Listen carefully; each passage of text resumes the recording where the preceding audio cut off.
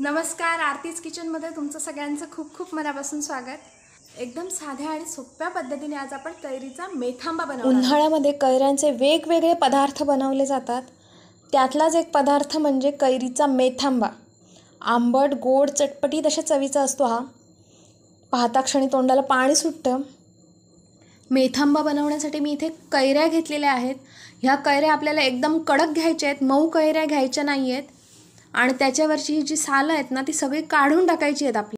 हे बघा, अशा पद्धतीने सगळी सालं काढून घ्यायची वरची, पूर्ण कैरी साफ करून घ्यायची आणि ह्या कैरीमध्ये बाठा तयार झालेलेच कैऱ्या घ्यायच्या मेथांबा बनवण्यासाठी, म्हणजे मेथांबा छान होतो एकदम तयार। आणि जर तो टिकतो सुद्धा, तुम्ही महिना 2 महिने हा बनवून ठेवून देऊ शकता। ह्याच्यात आपण पाण्याचा वापर करणार नाही आहोत, त्यामुळे हा फ्रीजच्या बाहेर पण राहू शकतो। इथे मी 1 वाटी कैरीच्या फोडी बनवून घेतलेल्या आहेत। हे बघा, 1 वाटी फोडी झालेल्या आहेत। आणि कैरीच्या ज्या बाठा राहणार ना त्या तुम्ही आमटीसाठी वगैरे पण वापरू शकता।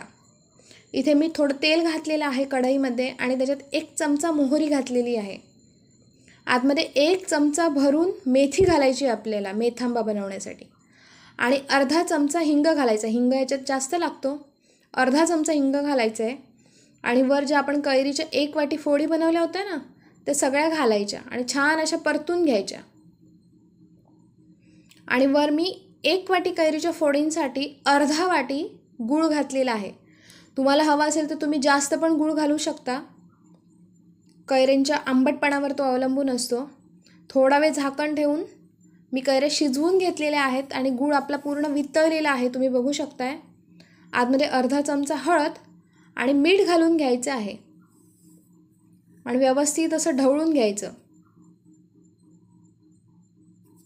आणि वर आपण झाकण ठेवून पुन्हा एकदा शिजवून घेऊया। हे बघा, गूळ पूर्ण वितळलेला आहे आणि छान असं कैऱ्या पण शिजलेल्या आहेत आपल्या।